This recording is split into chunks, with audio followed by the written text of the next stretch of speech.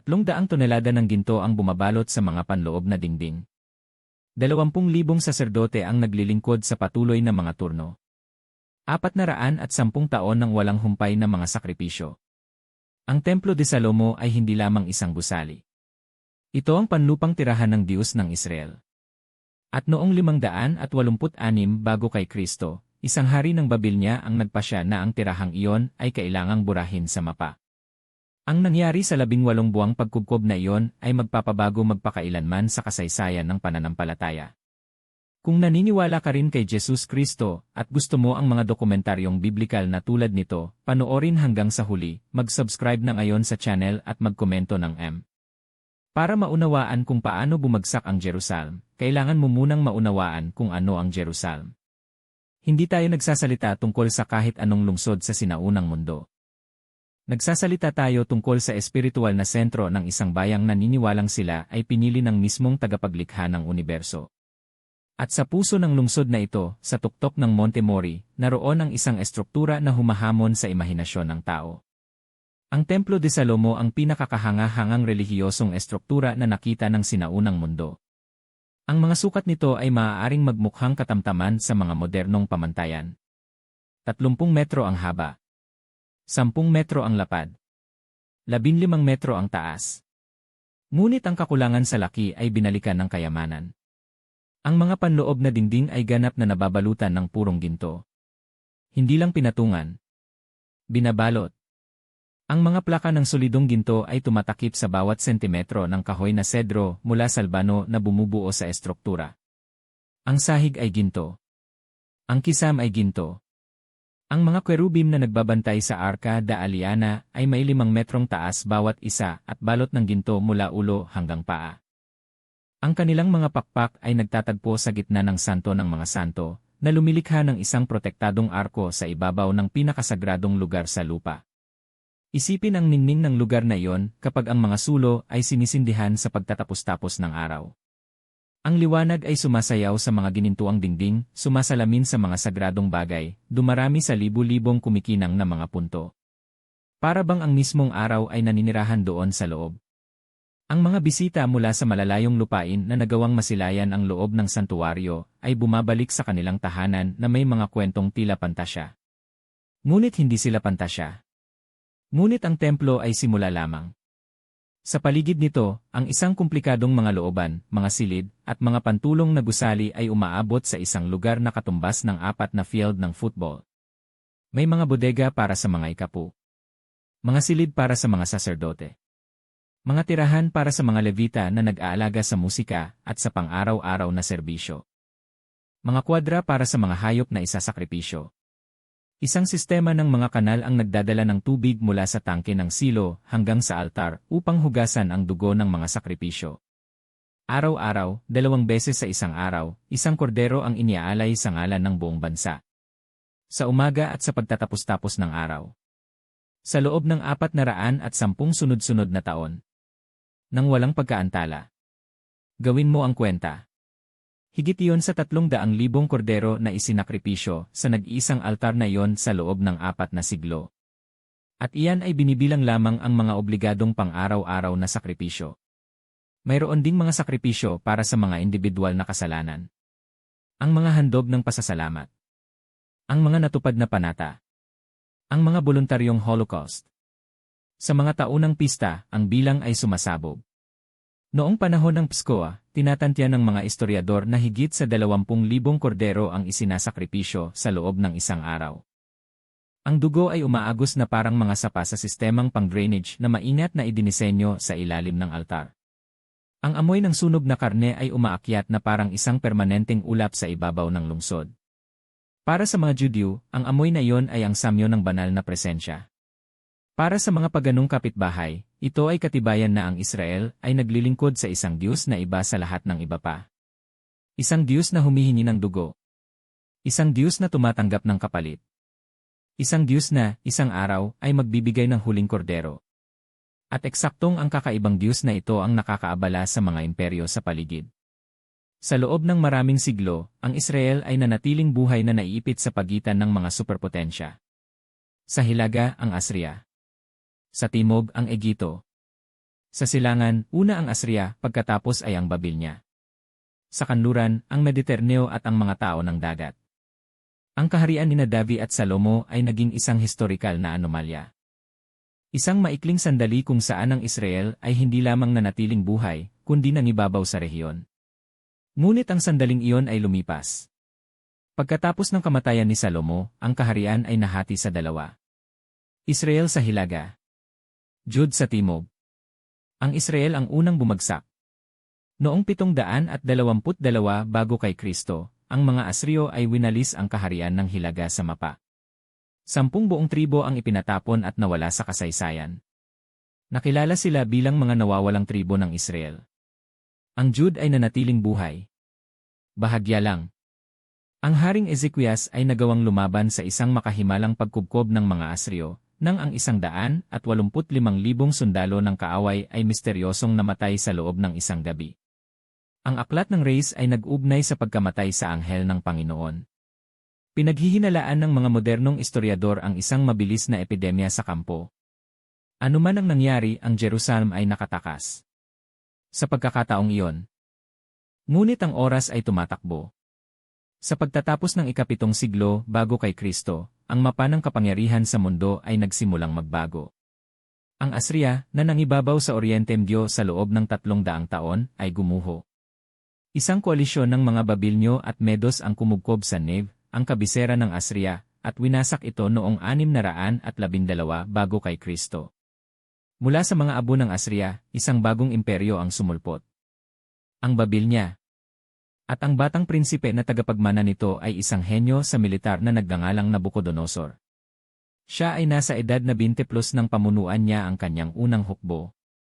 Matangkad, kahanga-hanga, na may isang estratehikong katalinuhan na nanggulat kahit sa kanyang mga pinakabihasang general.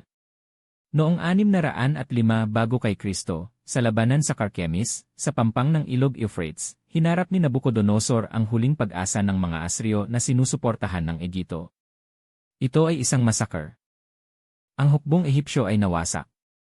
Ang Pharaoh Necho, na ilang taon ang nakalipas ay pumatay sa banal na Haring Josias ng Jud sa Megiddo, ay tumakas na ngayon kasama ang mga labi ng kanyang mga tropa.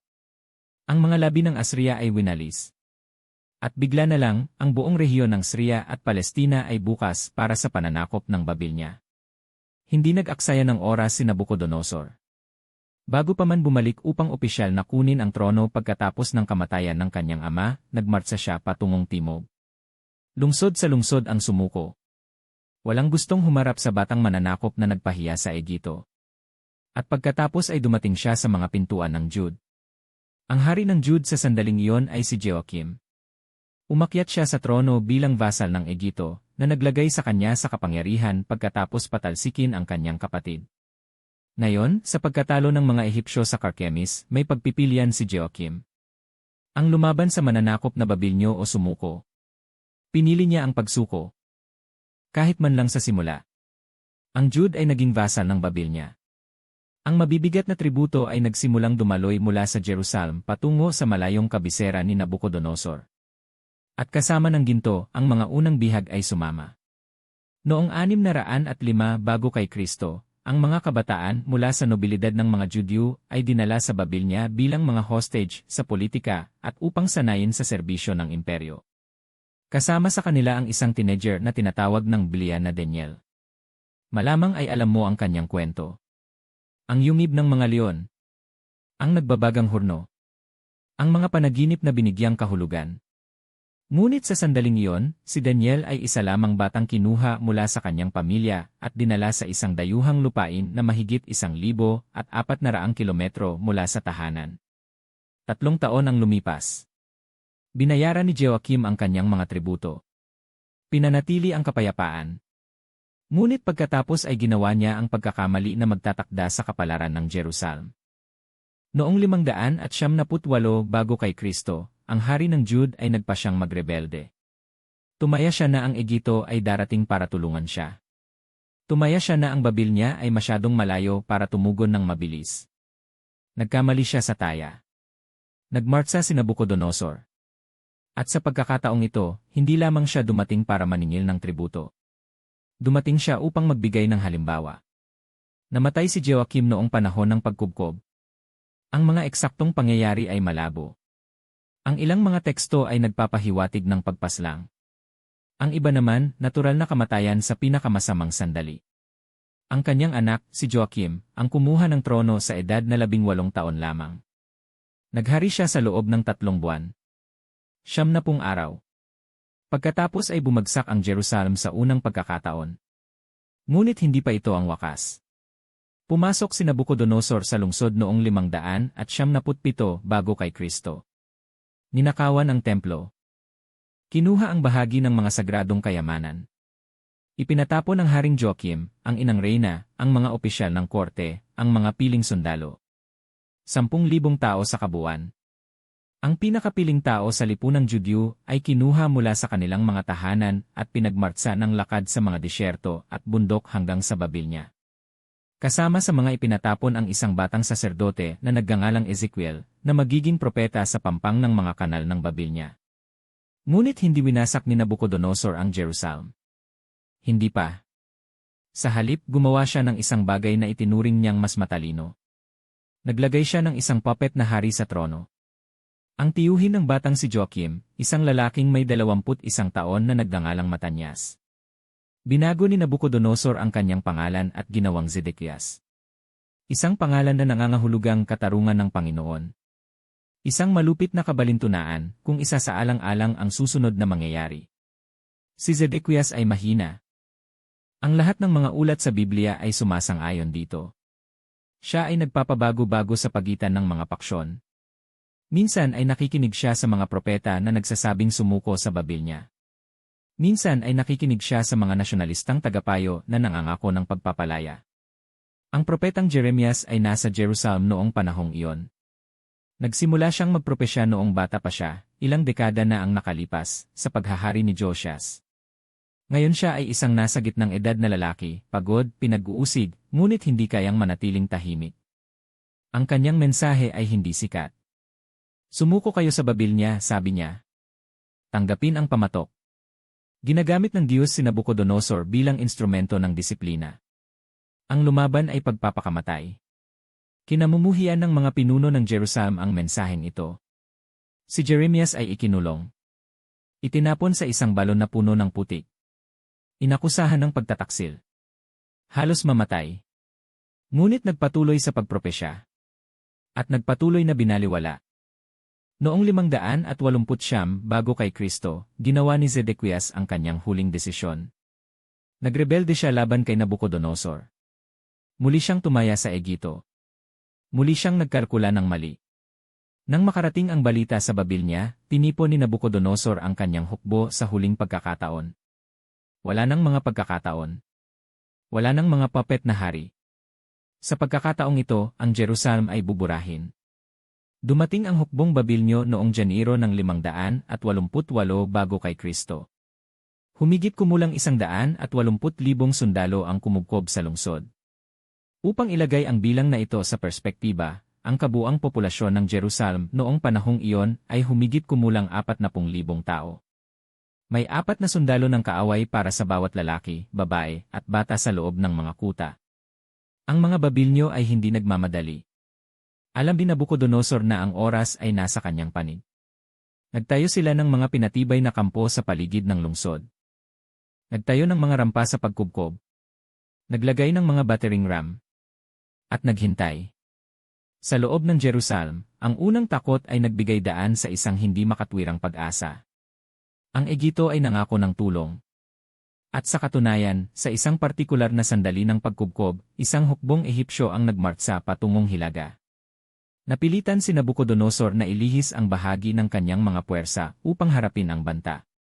Ang pagkubkob ay bahagyang lumuwag.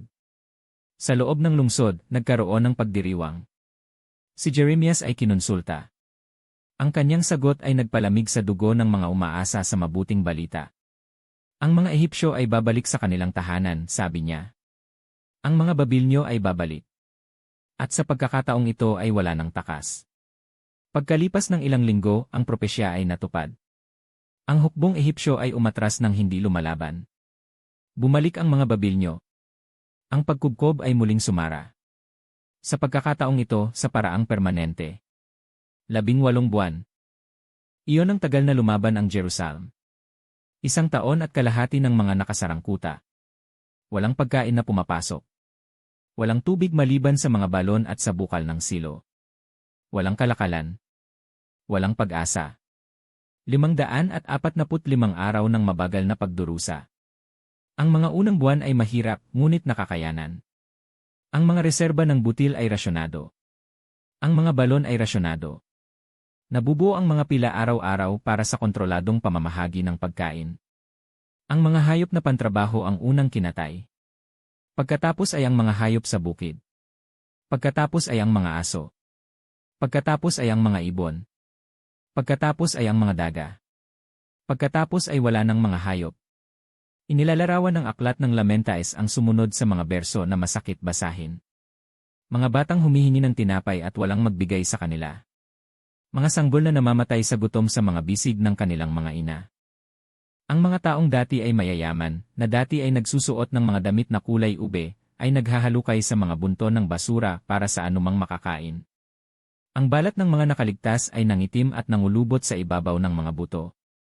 Mukhang tuyong kahoy. Ang mga namamatay sa espada ay itinuturing na mas mapalad kaysa sa mga namamatay ng mabagal sa gutom. Ang espada ay mabilis. Ang gutom ay malupit. At pagkatapos ay dumating ang hindi sukat akalain. Itinatala ng tekstong biblikal ng walang pampalubag loob. Ang mga mapagkandiling babae ay niluto ang kanilang sariling mga anak. Lamentaes Kabanata 4, versikulo 10. Hindi ito metapora. Hindi ito poetikong pagmamalabis. Ito ay ang hubad na tala ng kung ano ang ginagawa ng matinding gutom sa mga tao.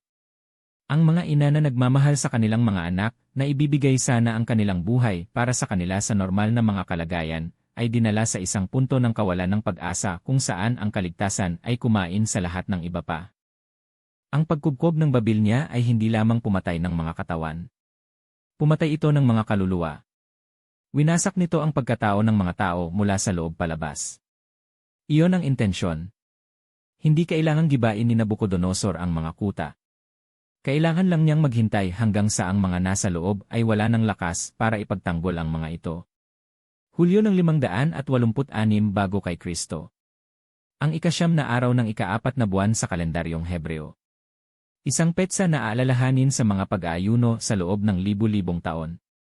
Ang mga kuta ng Jerusalem ay sa wakas ay nabutas. Pumasok ang mga Babilnyo mula sa hilaga, sa distrito kung saan ang mga depensa ay pinakabinomba ng mga tirador at battering ram sa loob ng ilang buwan. Walang labanan. Walang organisadong paglaban. Ang mga tagapagtanggol ay halos hindi na makatayo. Ang mga lalaki na 1 taon ang nakalipas ay malalakas na sundalo ay mga naglalakad na kalansay na ngayon, hindi kayang magtaas ng espada. Ang mga sundalong Babilnyo ay sumulong sa makikitid na kalye na nakakakita ng mas maraming bangkay kaysa sa paglaban. Ang mga katawan ay nagkapatong-patong sa mga eskinita. Ang baho ay hindi matagalan. Ang mga mananakop ay nagtali ng mga tela sa kanilang mukha habang nagmamartsa patungo sa sentro ng lungsod. Nakita ng Haring Zedekias ang pagdating ng wakas. Sa gabi, habang ang mga labanan ay nakasentro pa sa hilaga ng lungsod, tumakas siya sa timog na pintuan. Isinama niya ang kanyang pamilya, ang kanyang mga bodyguard, at anumang pag-asa na mayroon pa siya. Tinawid niya ang hardin ng hari. Bumaba patungo sa lambak ng Jordo. Tumakbo patungo sa Jericho. Hindi siya nakalayo. Nahuli siya ng mga Babilnyo sa mga kapatagan malapit sa ilog. Dinala nila si Zedekias kay Nabucodonosor sa Ribla, sa Syria, kung saan itinayo ng Haring Babilnyo ang kanyang headquarter. Ang nangyari doon ay idinisenyo upang hindi malimutan. Iniutos ni Nabucodonosor na dalhin ang mga anak ni Zedekias. Silang lahat. Ang mga prinsipe ng Jude. Ang linya ng paghalili ni Davi. Isa-isa silang pinatay sa harap ng mga mata ng ama. Napilitan si Zedekias na manood. Matapos bumagsak ang huling anak, dinukot ng mga sundalong Babilnyo ang mga mata ng hari. Ang huling bagay na nakita ni Zedekias sa mundong ito ay ang kamatayan ng kanyang mga anak. Pagkatapos, walang hanggang pagkabulag. Siya ay kinadenahan ng mga tanikala na tanso at dinala sa Babilnya, kung saan siya ay mamamatay pagkalipas ng ilang taon sa isang bilangguan, nang hindi na muling makakakita ng liwanag ng araw. Ipinropesya ni Jeremias na si Zedekias ay pupunta sa Babilnya, ngunit hindi makikita ang lupain. Inakala ng lahat na ito ay isang kontradiksyon. Hindi pala.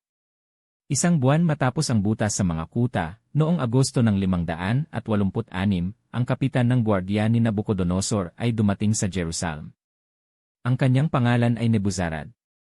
Dumating siya na may mga tiyak na utos. Wasakin ang lahat. Ang ulat ng Segundo Reyes Kabanata 25 ay metikuloso sa paglalarawan ng nangyari. Nagsimula si Nebuzarad sa templo. Ang mga haliging tanso na nasa pasukan, na tinatawag na Jakim at Boz, ay pinabagsak. Ang bawat isa ay may 9 na metrong taas at halos 2 metrong diametro. Ang mga ito ay guwang sa loob, ngunit ang mga dingding na tanso ay may 8 sentimetrong kapal. Ang pinagsamang bigat ng 2 haligi, kasama ang kanilang mga pinalamutyang kapital, ay humigit kumulang 27 tonelada ng tanso.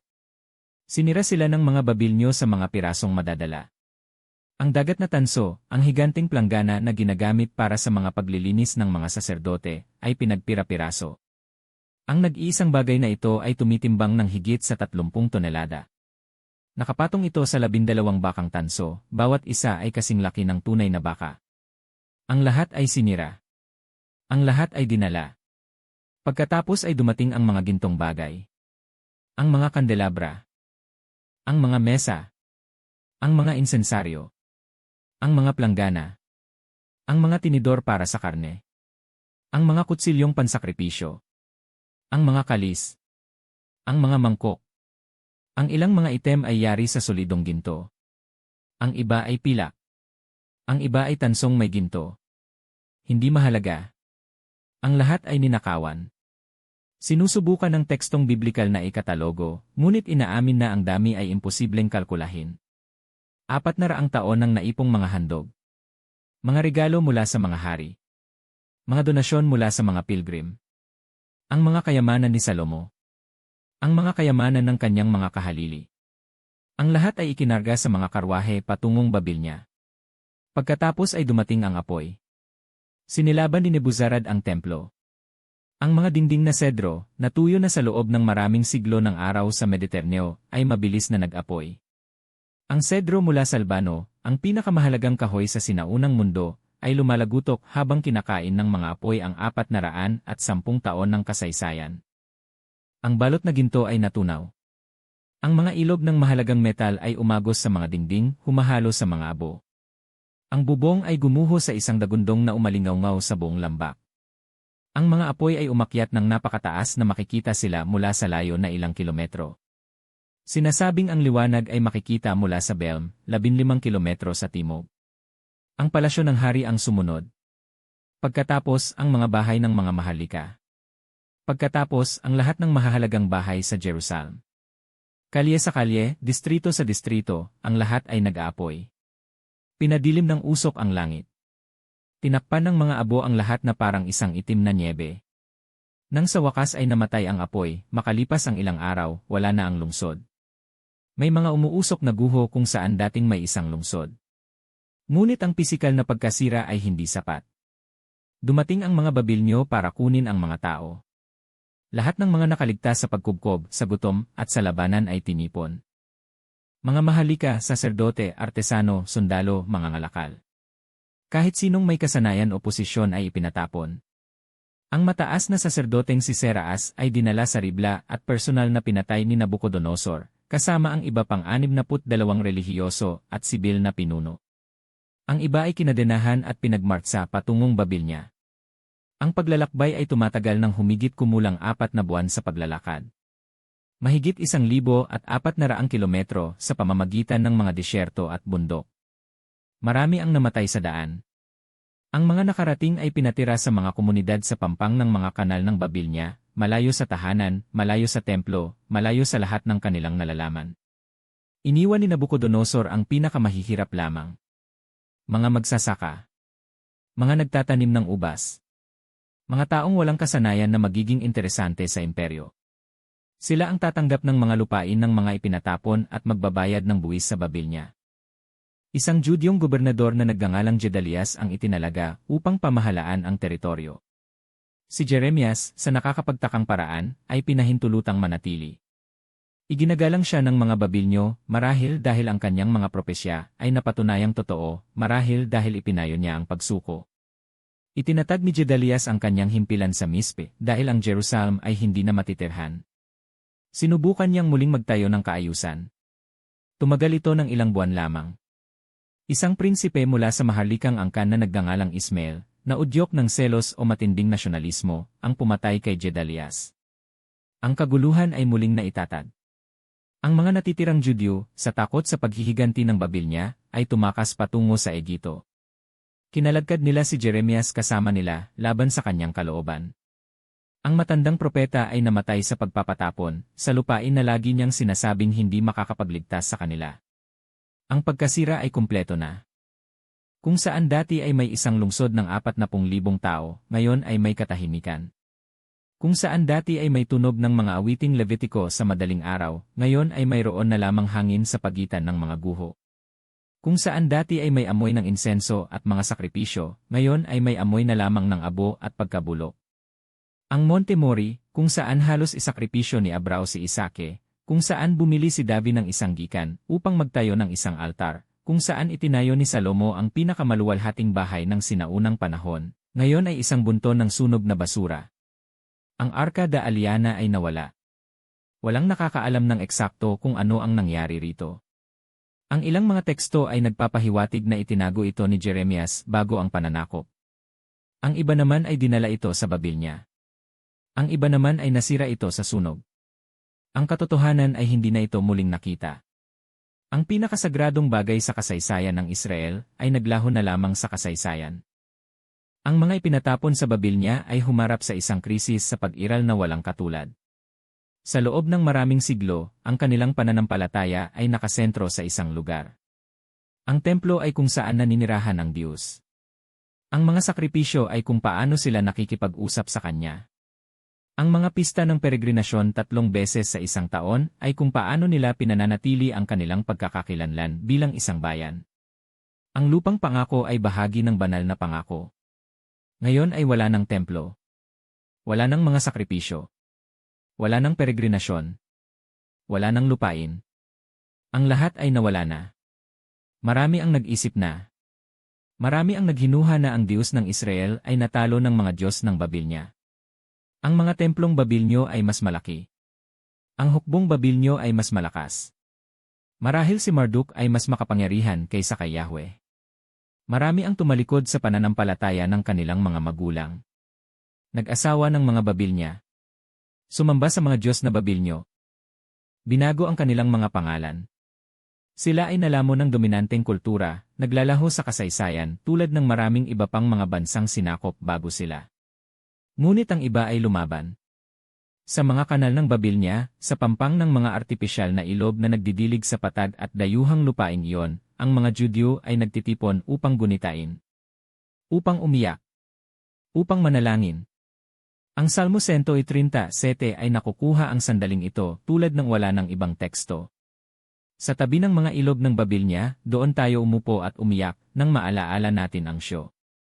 Sa mga punong willow na naroon, isinabit natin ang ating mga kudyapi. Ang mga bumihag sa atin ay humihingi sa atin ng mga awitin. Ang mga umaapi sa atin ay humihingi sa atin ng kagalakan. Awitan niyo kami ng isa sa mga awitin ng Syo. Paano namin awitin ang mga awitin ng Panginoon sa dayuhang lupain? Sa pagpapatapon muling naimbento ang Judaismo. Nang walang templo, ang mga Judyo ay bumuo ng sinagoga. Mga bahay pulungan kung saan maaari nilang pag-aralan ang mga kasulatan at manalangin ng magkakasama. Nang walang mga sakripisyo, binuo nila ang panalangin bilang isang anyo ng pagsamba. Nang walang mga saserdoteng gumagana, ang mga eskriba at mga guro ng batas ay nagkaroon ng kahalagahan. Ang sagradong teksto ang naging sentro. Ang Torah ay tinipon sa huling anyo nito noong panahon o pagkatapos lamang ng pagpapatapon. Ang mga propetang sina Ezekiel at Daniel ay naglingkod sa Babilya, pinapanatiling nagniningas ang ningas ng pag-asa. Isang araw, sabi nila, ibabalik ng Diyos ang kanyang bayan. Isang araw, ang templo ay muling itatayo. Isang araw, ang pangakong ginawa kay David ay matutupad. 70 taon. Iyon ang takdang panahon na itinakda ni Jeremias. 70 taon ng pagpapatapon at pagkatapos ay ang restorasyon. Ang mga nakarinig sa propesyang ito ay malamang na nag-isip na ito ay masyadong mahabang panahon.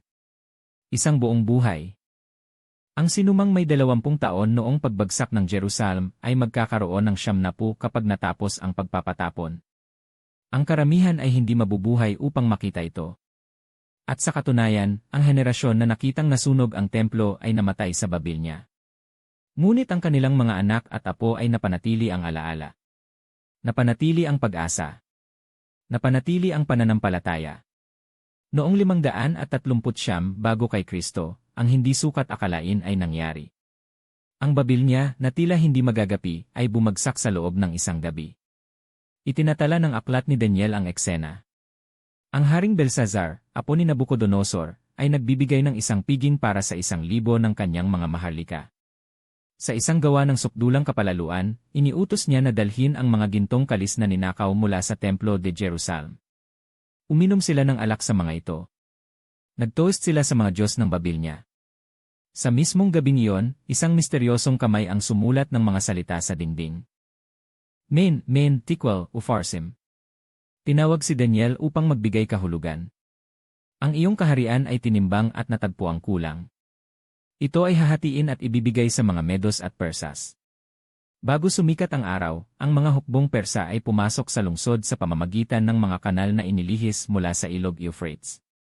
Namatay si Belshazzar. Bumagsak ang Babilnya. At ang Haring Ciro ng Persya ang naging bagong Panginoon ng mundo.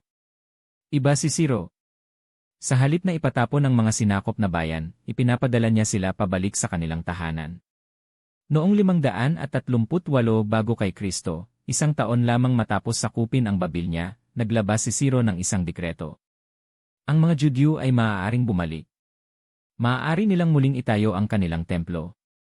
Maaari nilang ipagpatuloy ang kanilang pagsamba.